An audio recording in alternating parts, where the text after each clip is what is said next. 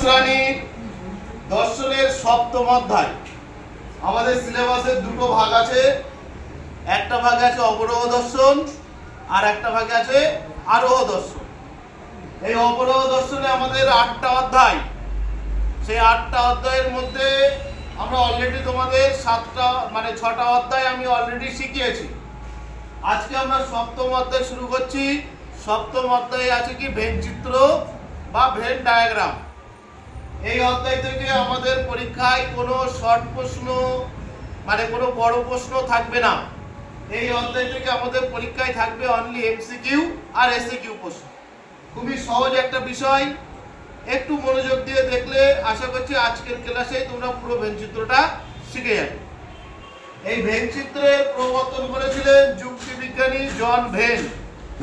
যুক্তিবিজ্ঞানী জন when বচনের অস্তিত্বমূলক তাৎপর্যকে বোঝানোর জন্য, অর্থাৎ কোন বচনের অস্তিত্ব আছে আর কোন বচনের অস্তিত্ব নেই, এটাকে বোঝানোর জন্য তিনি কিছু চিত্রের ব্যবহার করেছিলেন।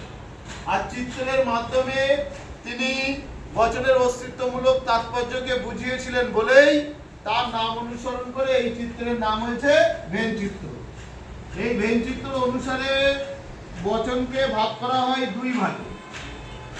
ভেন চিত্র অনুসারে বচনকে দুই ভাগে ভাগ করা হয়। একটা হচ্ছে অস্তিত্বহীন বচন। অস্তিত্বহীন বচন ভালো করে দেখে নাও। এই অস্তিত্বহীন বচন হচ্ছে এ আর ই, যেটাকে আমরা সামান্য বচন হিসেবে জানি। পরিমাণ অনুসারে আমাদের বচন কয় প্রকার? দুই প্রকার, একটা সামান্য বচন আর একটা বিশেষ বচন। সামান্য বচন কি কি? এ আর ই। এই দুটো সামান্য বচনকে যুক্তিবিজ্ঞানী জন ভেন বলছেন অস্তিত্বহীন বচন, আর একটা হলো অস্তিত্বশীল বচন।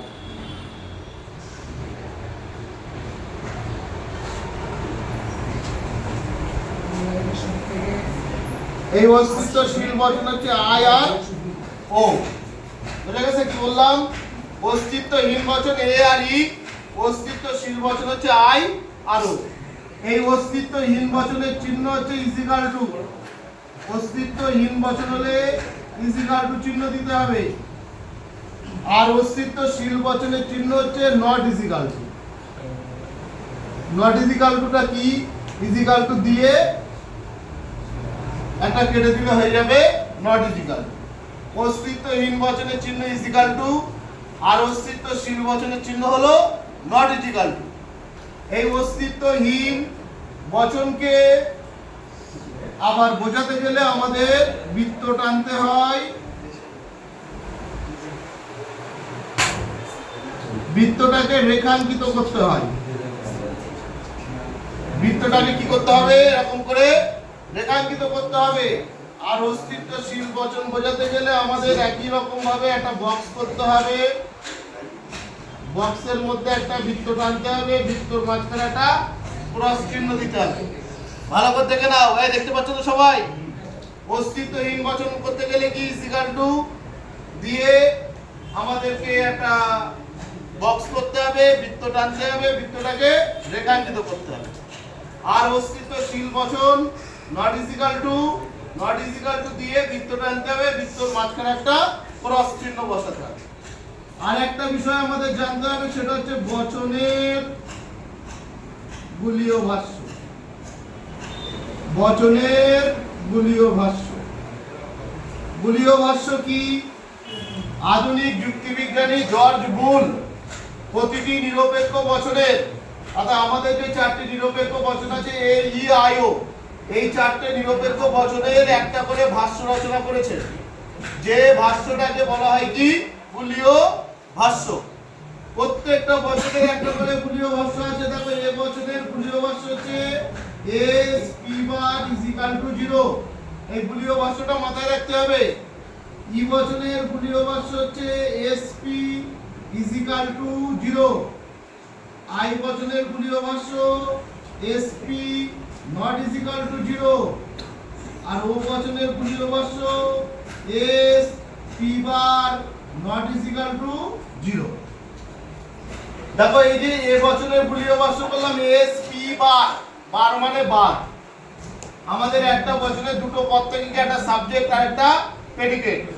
তাহলে এ বচনের বুলিয় ভাষ্য S P bar is equal to 0 এর মানে কি এস আছে কিন্তু পি নেই। মাথায় যে চিহ্নটাকে দিলাম ওই চিহ্নটাকে কি বলা হয়? বার চিহ্ন। এই বার মানে কি বলেছি? বার। বার মানে বার। তাহলে এ বচনের বুলিয় ভাষ্য S P bar is equal to 0 মানে এস আছে কিন্তু পি নেই। ই বচনের বুলিয় ভাষ্য কি S P is equal to 0 মানে এসও আছে পিও আছে। আই বচনের বুলিয় ভাষ্য S P not is equal to 0 মানে কি এসও আছে পিও আছে। আর ও বচনের বুলিয় ভাষ্য S P bar not is equal to 0 মানে এস আছে কিন্তু পি নেই।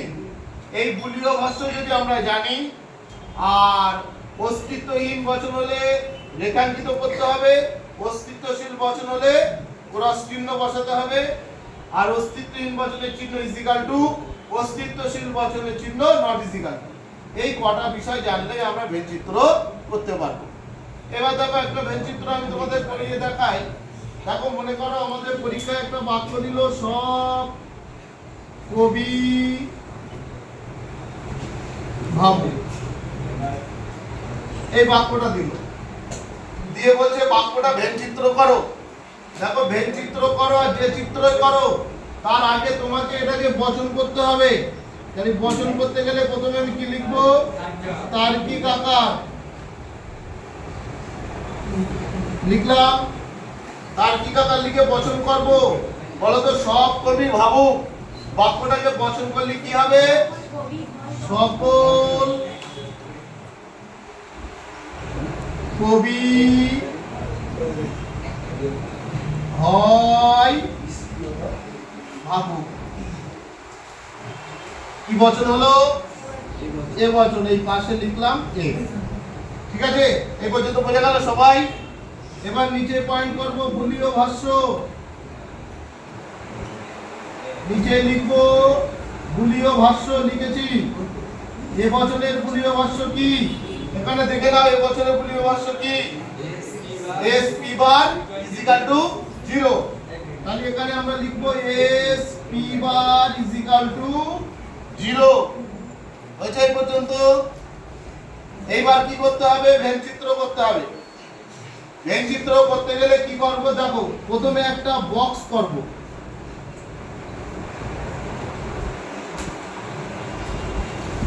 প্রথমে ভেদচিত্র করতে গেলে আমরা একটা বক্স করব। ঠিক আছে, এই বক্সের মধ্যে বৃত্ত টানবো।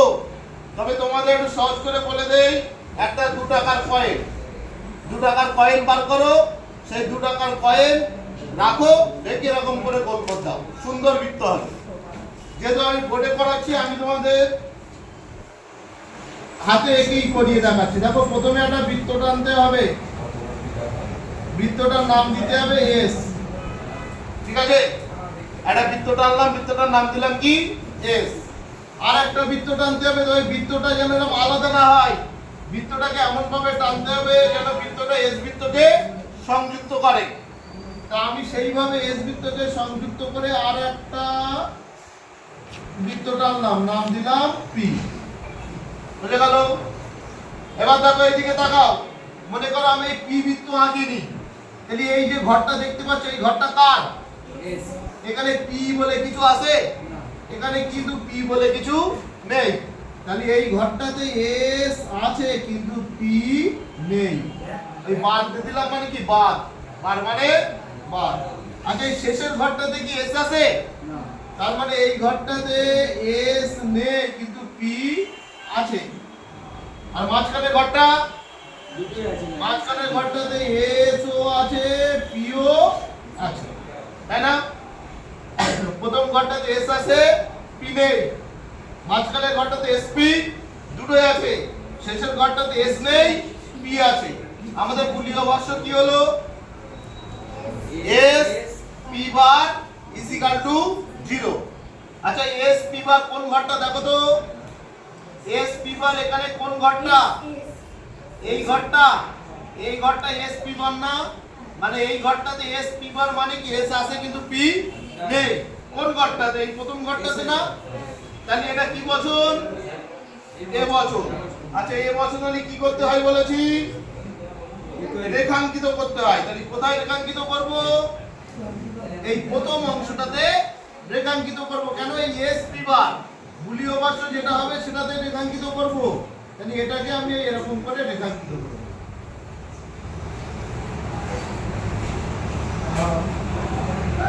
এই হয়ে গেল আমার ভেন্ট্রিকল। হয়ে গেল। ভালো করে দেখো, যদি কারোর কোনো জায়গায় বুঝতে অসুবিধা হয় তাহলে আমার জিজ্ঞাসা করো।